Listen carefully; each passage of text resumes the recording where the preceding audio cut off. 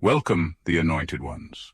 A truth told too late is just a confession looking for a discount. Chosen ones, let me warn you, this is not just another spill the tea moment. We are about to talk about the kind of truth that doesn't heal wounds. It rips off the bandages and shows how deep they really go. You see, according to psychological studies, most people don't tell the truth because they've had a change of heart. They tell it because their lie has become more dangerous to carry than the truth itself. And in this case, the danger has reached boiling point.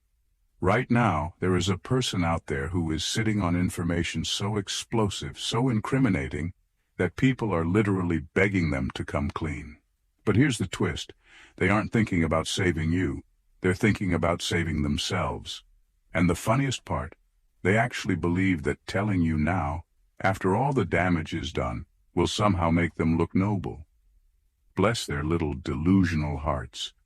Stick with me, because once you hear why this truth won't save them, and how the timing has cursed their redemption attempt, you'll never see confessions the same way again. This isn't about gossip. This is about watching someone try to swim after setting the ocean on fire. Number one, they're not begging for justice. They're begging for a bargain. They're not begging for justice. They're begging for a bargain. That's the core of it. When someone has been sitting on the truth for this long, their sudden urgency to speak up isn't born from moral awakening. It's born from the realization that their silence no longer works in their favor. At this stage, their concern isn't about clearing your name, healing old wounds, or even righting the wrongs they caused. Their concern is about damage control, specifically their own. The begging isn't a sign that they're finally choosing the right side. It's a sign that they're desperate to negotiate how the truth comes out. They want to control the pace, the tone, and the framing so they can soften the blow on themselves. If they can confess before someone else exposes them, they think they can still spin the story to make themselves look like a reluctant hero rather than a willing participant in the wrong. They want the credit for doing the right thing, without paying the price for having done the wrong thing in the first place. When people reach this stage, they start treating truth like currency. They try to trade it for lighter judgment, fewer consequences, and sometimes even sympathy. They become strategic with their words, revealing just enough to appear brave, but leaving out enough to protect their own image. They tell themselves it's still honesty, but in reality it's a bargain wrapped in confession. And while they may fool outsiders who don't know the full story, they can't fool the person who's lived through the wreckage, you. The irony here is that the bargain they're hoping for doesn't exist. They think that timing the truth will allow them to escape the fallout, but what they don't realize is that truth delayed is trust destroyed. By waiting until the pressure is unbearable, they've shown that the truth was never their priority. Survival was. And once you see that, there's no going back. So when everyone is begging them to come tell you the truth, understand this. It's not because they want to rescue you from lies. It's because they want to rescue themselves from the full weight of exposure. But there are some things you simply can't bargain your way out of, and this is one of them. Number two, the truth they're holding can't undo the damage, only expose it. The truth they're holding can't undo the damage, only expose it. That's the cruel reality most people don't want to face. When someone has carried a lie for this long, they often believe that finally telling the truth will somehow act like a reset button. But life doesn't work that way. Words can admit what happened, but they can't rewind time. They can't erase the pain, rebuild the trust, or undo the ripple effect of choices that were made in secret. Once damage has been done, truth doesn't heal it.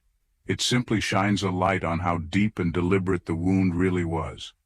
When this truth comes out, it won't suddenly make the scars fade. Instead, it will confirm what you've suspected all along. that the harm wasn't accidental, and that it took intentional silence for it to last this long. That's the part they don't want to think about. They want to believe that their confession will make them look courageous. But what it actually does is expose how long they were willing to let the lie live. It reveals their priorities, their alliances, and the fact that your well-being was never at the top of their list. This is why late truth feels so heavy. It doesn't arrive with the freshness of honesty. It arrives with the weight of delay, and that delay changes everything. The truth now becomes evidence, not restoration. It's proof of how long they watched the damage unfold without stepping in. And the worst part, the longer the lie lived, the more roots it grew, and the more people it hurt. So, when they finally speak, it won't be a moment of redemption. It will be a moment of revelation, not about what happened, but about who they really are. People sometimes forget that telling the truth late can be just as damning as never telling it at all. Because by the time they release it, the harm has already cemented itself into the story, and no confession can rewrite history. In the end, their truth won't save anyone, especially not them. It will simply confirm what's already been lived, and in doing so, it will make their silence look louder than any lie they ever told. Number 3, their motive isn't mercy. It's fear of exposure from another source. Their motive isn't mercy. It's fear of exposure from another source. That's the real engine behind their sudden interest in doing the right thing. For the longest time, silence was their safest weapon. It kept them in control, it shielded them from accountability, and it allowed them to shape the narrative however they pleased. But now, something has shifted. Someone else knows.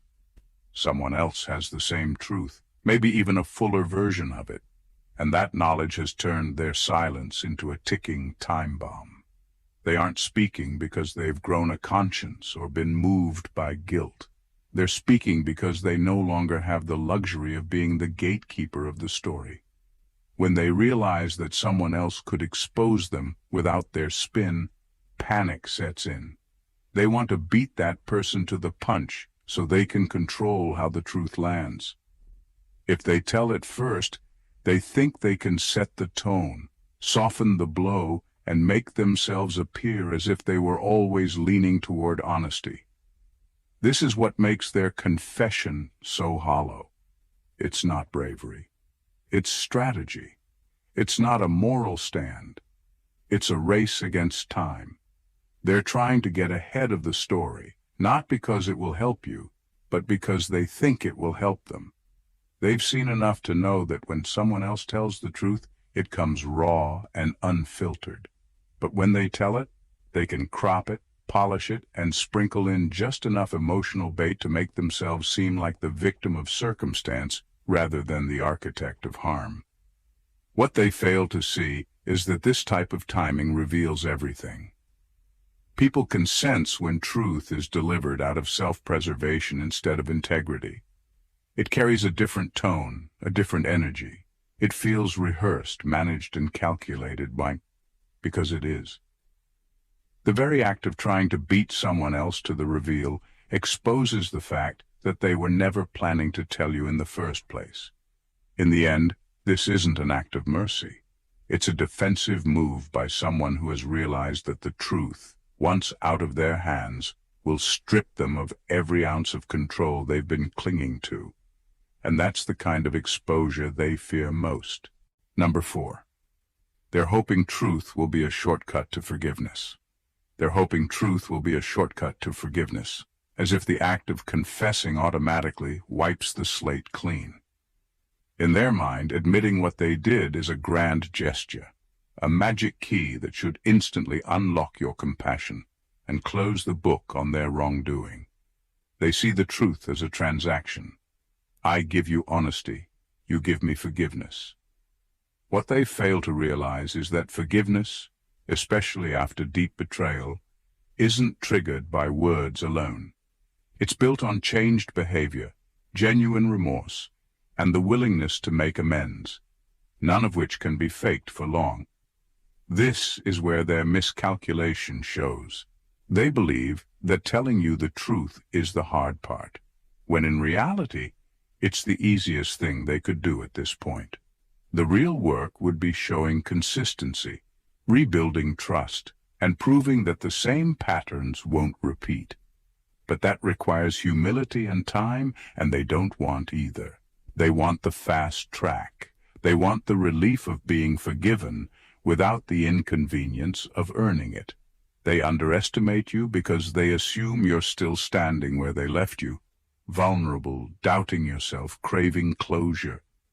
They imagine that their confession will feel like water in a desert, that you'll welcome it without question because you've been starving for it.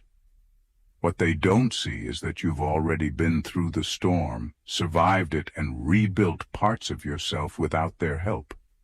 You're not desperate for their truth anymore. You've learned to live without it. And when you're no longer desperate, you can see manipulation for what it is.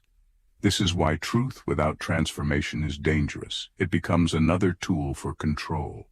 They can present themselves as the brave soul who finally came clean while quietly avoiding any responsibility for the aftermath of their actions.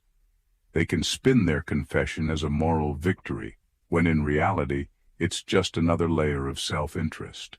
So while they may hope the truth will fast-track them into your forgiveness, what they're really doing is showing you how little they've changed. Because anyone who truly understands the weight of what they've done knows that the truth isn't the ending. It's only the beginning of proving they're not the same person who caused the damage. Number 5. The confession will be crafted, not complete. The confession will be crafted, not complete. That's the part you have to be ready for. When someone has lived with a lie long enough, they don't just flip a switch and start serving raw, unfiltered honesty. By the time they're ready to come clean, they've already rehearsed, revised, and reshaped the story in their mind to make sure it doesn't completely destroy them. What they give you will be the version that costs them the least, not the version that reveals the most. They'll frame their words carefully, like a picture on a wall. You'll get sharp detail in the areas that make them look remorseful, confused, or even victimized. But the parts that show deliberate harm, calculated betrayal, or pure self-interest, those will be cropped out. They'll call it telling the truth, because technically they are sharing pieces of it. But those pieces will be chosen with precision. The messiest, ugliest details will stay locked away where they think you'll never find them. They may even sprinkle in just enough self-incrimination to seem authentic. This is the oldest trick in the book. Admit to something small so it looks like you're holding nothing back, all while the real offense remains buried. They want the credit for being transparent, without paying the price for full exposure. This way, if the truth ever comes out in its entirety, they can claim they already told you most of it, and that anything left out was irrelevant or forgotten.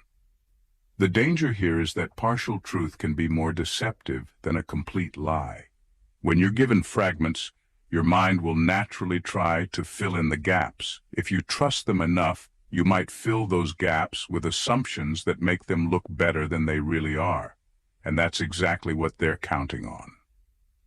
So while they may present their confession as a brave and selfless act, understand that it's been engineered for optics. It's not the raw canvas. It's a carefully curated snapshot meant to suggest effort, remorse, and honesty, all while protecting the very things that would change how you see them forever. And if they have their way, you'll never know what's missing. Number 6, they don't want to clear your name. They want to clear their conscience. They don't want to clear your name. They want to clear their conscience. That's the difference people often miss. On the surface, it might look like they're finally stepping up to defend you, to set the record straight, to undo the damage their silence or lies caused. But deep down, their real mission isn't justice for you. It's relief for themselves.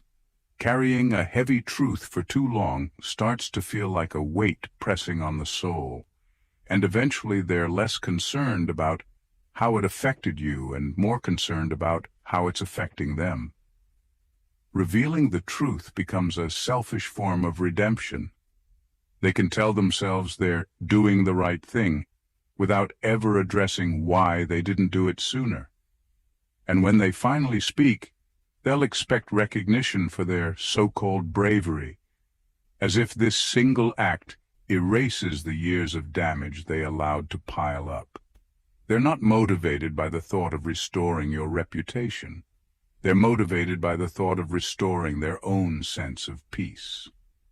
This is why their version of the truth often comes with an air of self-congratulation. They want you, and everyone else, to see them as the one who stepped in when it mattered, even though it's painfully obvious that it only mattered to them once they started feeling the consequences of holding it in. Their confession isn't a gift, it's an emotional offloading. They dump the truth at your feet, hoping it will lighten their load, while leaving you to deal with the shock, the hurt, and the fallout all over again. What they don't realize is that this kind of self-serving honesty often makes things worse. You can feel when someone is telling you something for their own benefit rather than yours. The tone is different. The timing is suspicious and the delivery feels hollow. It's not about lifting you up. It's about removing the guilt that's been gnawing at them. So while the world might see it as an act of courage, you'll know better. It's not courage to speak when silence becomes unbearable for the speaker. True courage would have been telling the truth when it could have spared you harm. This is just conscience clearing, dressed up as heroism. Number 7. They're only speaking because silence has become dangerous. They're only speaking because silence has become dangerous. For as long as their silence benefited them, protecting their image, shielding them from blame, or keeping them in good standing with the right people, they held on to it without hesitation.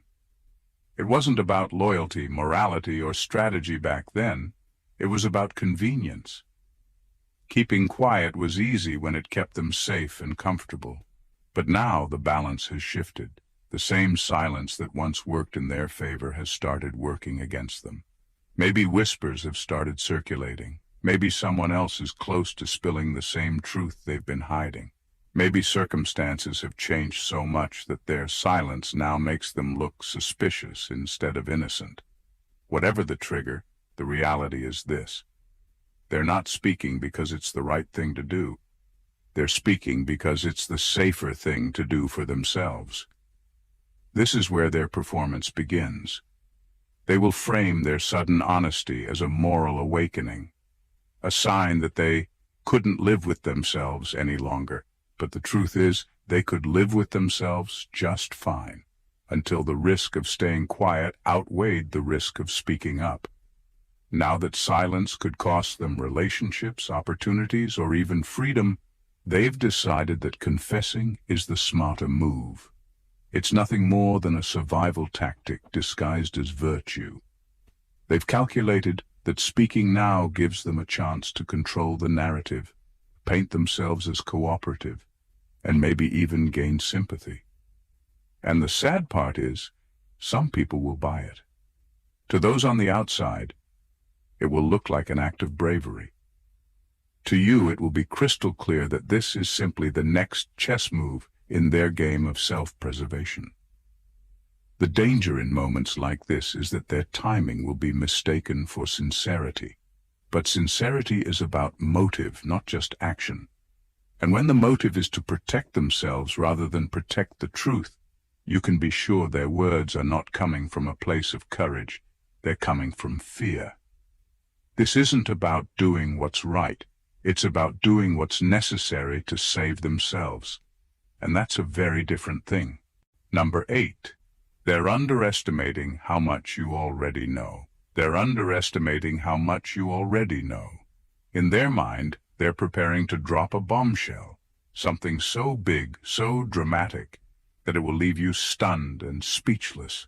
They've probably rehearsed the moment in their head, imagining your face frozen in disbelief as they finally reveal the truth.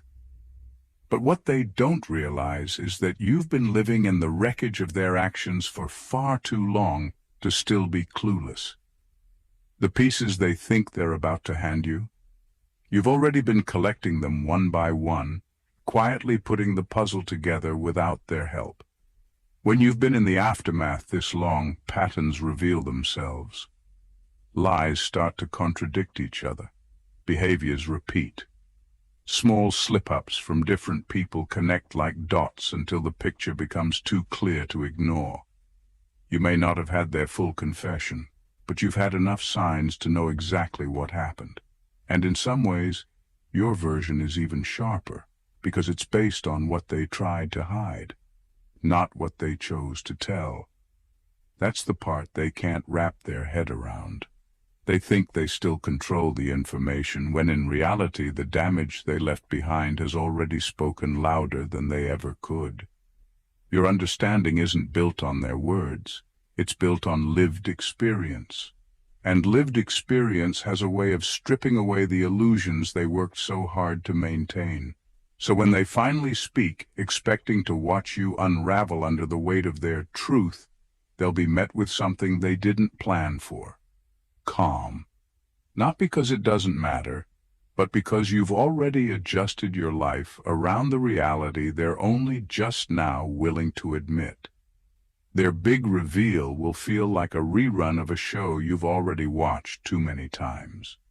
This is the danger of underestimating someone who's had to survive in the dark. They become experts at seeing without being told. They think they're stepping into the role of the storyteller, but in truth, all they're doing is confirming what you've known all along. And that confirmation won't give them the power they hoped for. It will only highlight how late and how little their words really are. Number 9. They're trying to control the narrative one last time.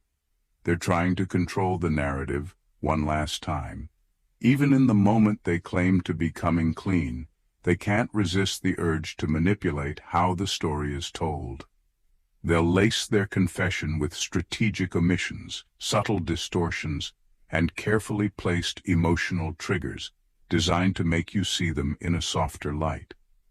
Instead of presenting the truth in its raw form, they'll rearrange it, moving events around, tweaking timelines, and conveniently blurring certain details so that the ugliest parts of their role are harder to pin down.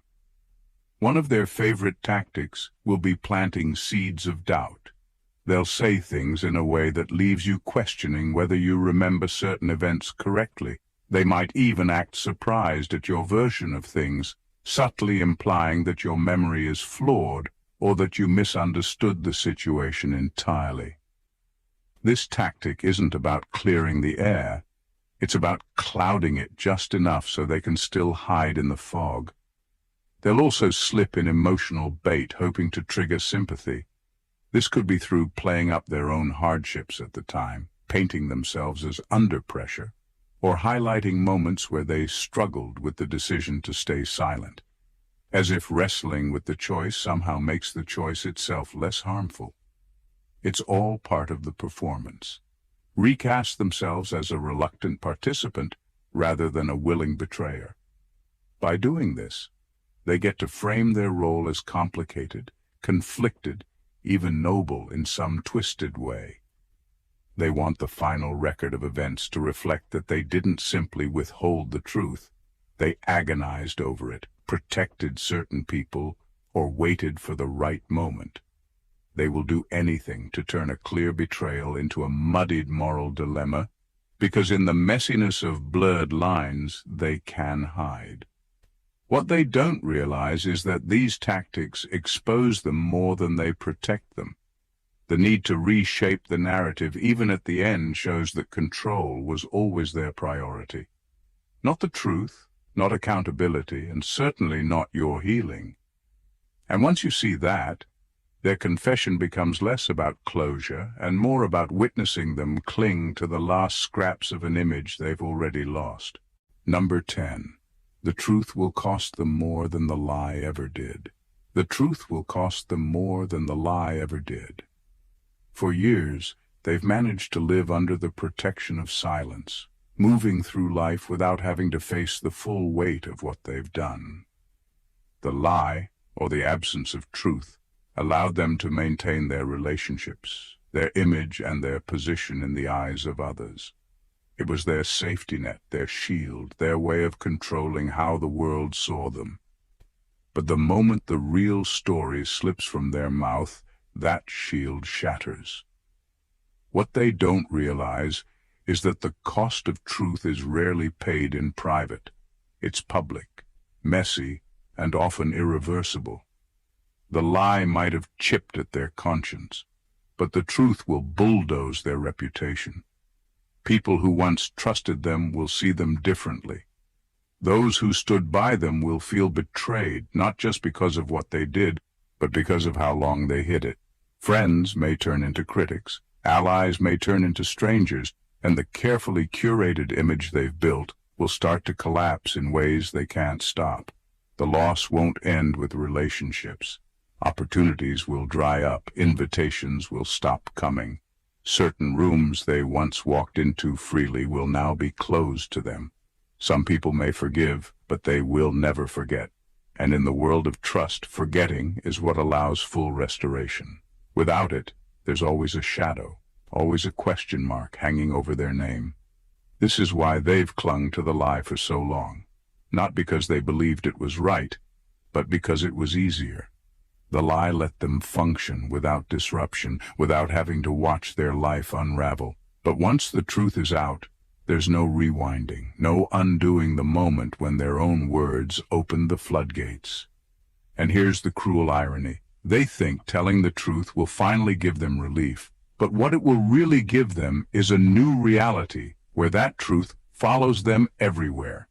It will become part of their story in a way that overshadows their excuses, their explanations, and their attempts at image repair. The lie cost them very little. The truth will cost them everything they were trying to protect. Number 11.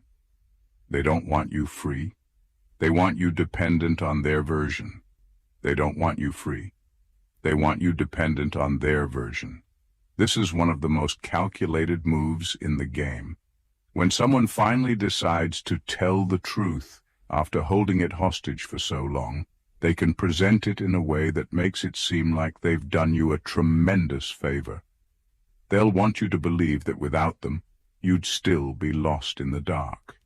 And because they're the one delivering the story, they'll position themselves as the central figure, the key holder to your clarity, your vindication, and your peace. This is where the real trap is set. Instead of their confession being a release that sets you free, they make it something you feel indebted for. They'll subtly remind you, or outright say, that you should appreciate their courage to speak up. They'll expect gratitude, as if telling the truth was an act of charity rather than a long overdue responsibility. By doing this, they ensure that the power dynamic still leans in their favor. You're not truly liberated. You're tethered to their version of events. And make no mistake, their version will be edited. They'll shape it to protect certain people, shift certain timelines, and paint themselves in the best light possible. If you challenge them, they can claim you're being ungrateful or dismissive of the effort it took for them to come forward. It's emotional leverage at its finest. They've created a situation where rejecting their version of the truth feels like rejecting the truth altogether. This tactic also gives them ongoing influence. If anyone questions the story later, they remain the original source, the one people go back to for clarification. That means they can continue to drip-feed details, twist interpretations, and steer perception long after the initial confession. You might have the truth, but it's a truth still living in their shadow. The most dangerous part? This dependency can make you doubt your own understanding of what happened. Over time, their retelling can subtly replace your own memory, leaving you tied to their narrative without even realizing it. And that's exactly what they want. Not for you to be free, but for you to live in a version of the truth that keeps them in control. Number 12. The truth won't save them. Because the timing has cursed it. The truth won't save them because the timing has cursed it. Truth is powerful, but it's not immune to expiration. When it's withheld for too long, it stops being a tool of redemption and becomes evidence of neglect. They could have spoken when it mattered, when the lie was still fresh, when their voice could have stopped the damage or at least softened the blow. But they didn't. They chose silence, and that silence shaped outcomes that can't be undone. Now, when they finally decide to speak, the truth doesn't land as healing. It lands as proof that they valued their comfort more than your freedom. Every word they say will be measured against the time they spent saying nothing. The confession won't feel noble, it will feel calculated. It will reek of self-preservation, of someone trying to clear the smoke only after the fire has burned the house down. Timing has a way of stamping truth with intent. Early truth smells like courage. Late truth smells like survival. And the moment they open their mouth now, people will sense the difference. The weight of their delay will be heavier than the content of their confession. It won't just be what they finally admit. It will be the unspoken reality of why now that hangs in the air. The tragedy for them is that the truth, once cursed by bad timing, often backfires. Instead of earning sympathy, it raises suspicion. Instead of repairing their image, it exposes their cowardice. People will replay the months or years of silence and realize that their voice could have prevented betrayals, misunderstandings, or even loss. But they stayed quiet until silence became a liability. In the end, the truth will not be their savior. It will be their mirror, reflecting back the selfishness, fear, and hesitation that dictated their choices. And when truth arrives this late, it doesn't open doors, it closes them. Because the timing has cursed it, their words will feel less like light breaking through darkness and more like the flicker of a candle lit in a house that's already ash. Number 13. They're afraid of what the truth will confirm about you. They're afraid of what the truth will confirm about you, because the moment it comes out, it erases the narrative they've tried so hard to build about you. Once they speak, it won't just be a confession. It will be an unintentional crown placed on your discernment. It will prove that your instincts weren't wild guesses, that your warnings weren't paranoia, and that your so-called overreactions were actually grounded in reality. This is their deepest fear, not just being exposed for what they did, but exposing you for who you truly are, someone who saw through the fog when everyone else was blind.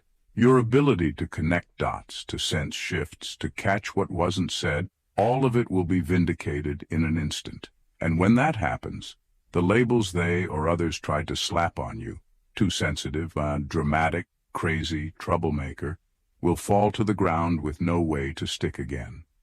The truth, once spoken, will rewrite the history they've been narrating.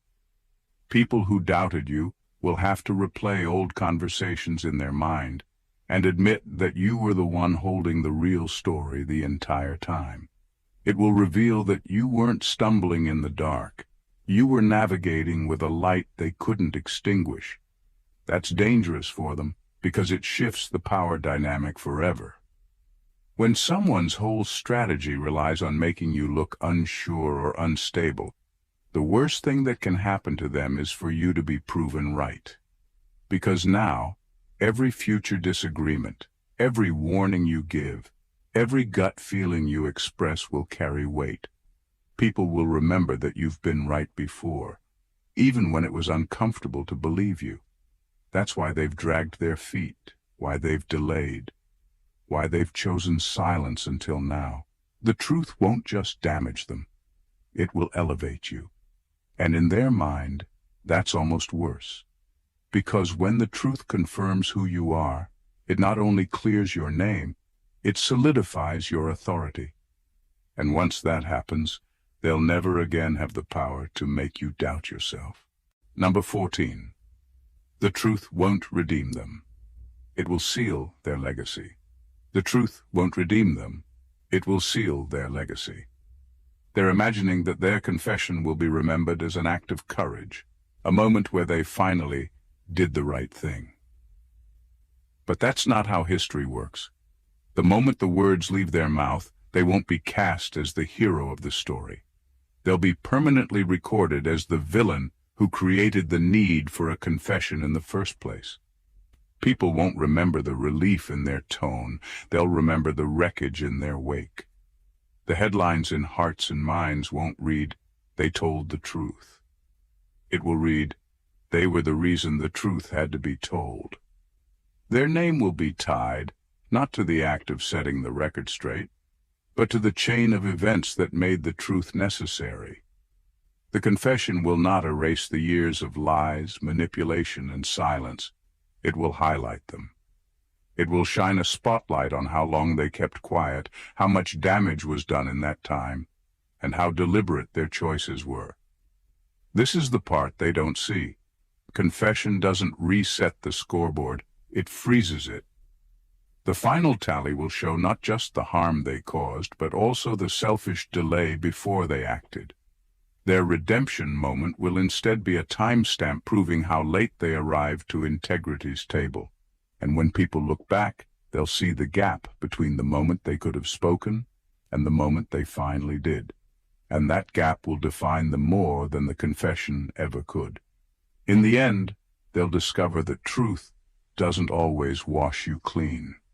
Sometimes it's the ink that writes your story in permanent marker. And once that happens, there's no rewriting your role, only living with the fact that you'll forever be remembered as the reason the truth had to crawl into the light. The truth, when it finally comes, is never just about revealing what was hidden. It's about exposing the motives, timing, and consequences that shaped the silence before it. The person everyone is begging to speak up isn't stepping into the light out of courage or compassion. They're moving from fear, self-preservation, and a desperate bid to control what's left of their story. Their confession won't undo the damage, erase the scars, or rewrite the past. Instead, it will confirm what you already know, that their silence was a choice, their delay was calculated, and their version of the truth will always be crafted to protect themselves, not to free you. They don't want you free. They want you tethered to their narrative, dependent on their version of events. They hope that speaking now will shortcut their way to forgiveness and clear their conscience. But what they don't realize is that the timing has cursed their truth. It won't redeem them, it will seal their legacy as the architects of betrayal. And in the end, when their words finally surface, they will validate every instinct you had, every warning you gave, and every moment you questioned what was really going on. This is the brutal reality of waiting for the truth from someone who held it hostage. The truth isn't a salvation for them, nor a gift to you. It's a reckoning. And that reckoning doesn't belong to the one who speaks it last. It belongs to the one who lived through the silence first. If you've found strength in this truth, make sure you share it, comment your thoughts, and subscribe for more insights that cut deeper than the surface. Because knowing the truth is only the beginning. Owning it is where real power lives. If this message hit home and gave you a new perspective, don't keep it to yourself. Hit that subscribe button so you never miss the raw, unfiltered truth we uncover here. Like the video if it challenged what you thought you knew. Drop a comment below to share your story or your take. And please, share this with someone who needs to hear it. Together, we're not just seeking the truth. We're owning it and rising stronger because of it. Your voice matters here. Let's keep this movement going. God bless you.